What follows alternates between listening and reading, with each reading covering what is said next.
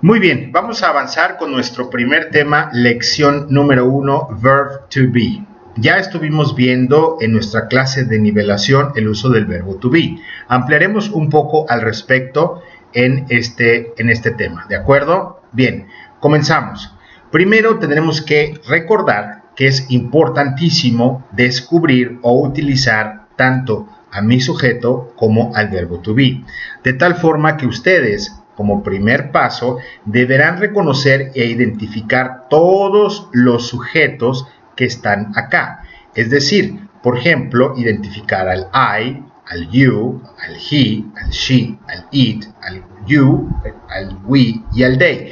Estos ustedes tienen que identificarlos sin ningún problema. Posteriormente tenemos obviamente las tres funcionalidades del verbo to be: am, is y, como se dan cuenta, en dos posiciones are. ¿De acuerdo? Entonces, de tal forma que podemos crear el I am, el yo soy, yo estoy. Hablábamos de la importancia siempre de ubicar mi sujeto, I am, y luego decir I'm. You are con your. He is con his. She is con she's. Aquí quiero que se den cuenta que estoy tratando de contraer, ¿sí? Contraer el am como I'm. Entonces, en lugar de decir I am, estoy diciendo I'm, your, his, she's, its. ¿Ok? Ahora, en esta construcción you are, voy a crear your.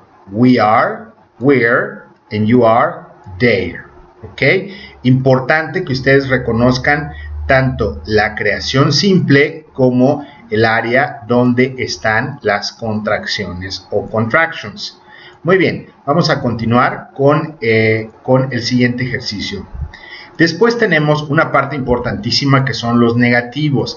The negatives. Ustedes saben muy bien que el negativo se crea agregando la palabra not, ¿ok? A través de, pues, escribir la palabra not después de mi verbo to be. Okay. Entonces digo, I am not. Okay. I am not a student. Entonces la oración correcta es en afirmativo, I am a student, I am not a student. ¿Corrijo? Aquí está. I am not a student. He's a lawyer, he's not a lawyer. Y quiero que vean también qué pasa aquí. Aquí puedo también unir al verbo to be con el isn't, con el not, y crear he isn't. Cualquiera de las dos opciones son válidas, ¿ok? Cualquiera de estas dos opciones son válidas. Seguimos. They are soccer players.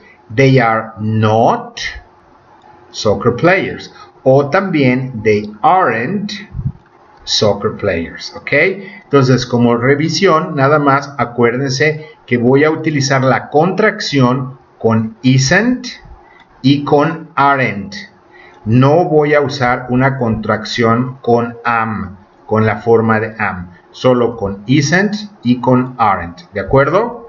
Bien, seguimos. Entonces, tenemos finalmente el modo pregunta. El modo pregunta se crea usando primero al verbo to be y después al sujeto. Entonces, crea oraciones como am I, are you, is he, is she, is it, are you, are we y are they. Si ustedes se dan cuenta y son observadores, lo único que hice fue invertir al verbo en una primera posición y dejar a el sujeto en una segunda posición. Imagínense posición 1 y posición 2. Quiero que vean en modo afirmativo. ¿Qué es lo que tengo? Posición 1, ¿quién está? El sujeto. Y aquí en pregunta, ¿quién está en la posición 1? El verbo to be. ¿De acuerdo?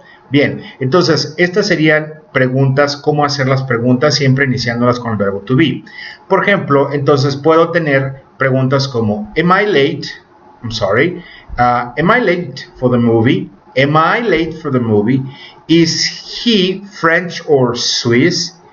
Is she young or old? Is it time for dinner? Is it time for dinner? Are we interested in sports? Are you teachers?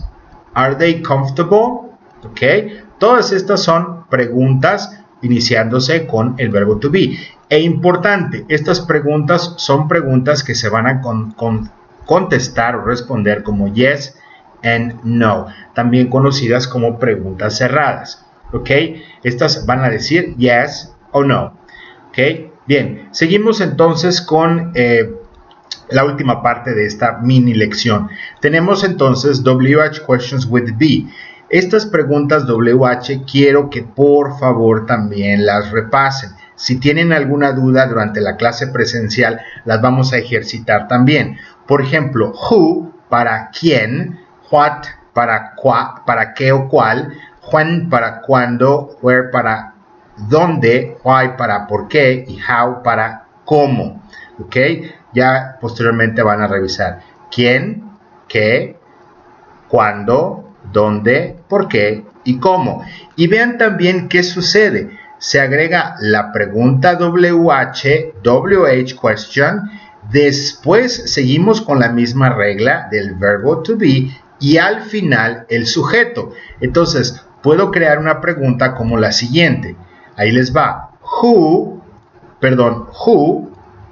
are you? Who are you? Que estoy diciendo, ¿quién eres tú? La voy a volver a anotar. Who are you? Wow, ok. Who is, a ver, una vez más. Who is he? Who is she? ¿Quién es él? ¿Quién es ella? Ok. O por ejemplo, where are you? ¿Dónde estás tú? ¿No? Y así podemos hacer muchas preguntas. Una que ustedes ya saben es how are you? ¿Cómo estás tú? Entonces, esta combinación nos permite hacer varias preguntas.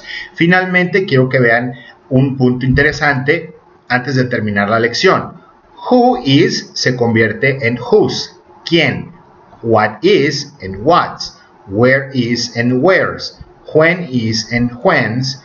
Why en why's. And how is and how's.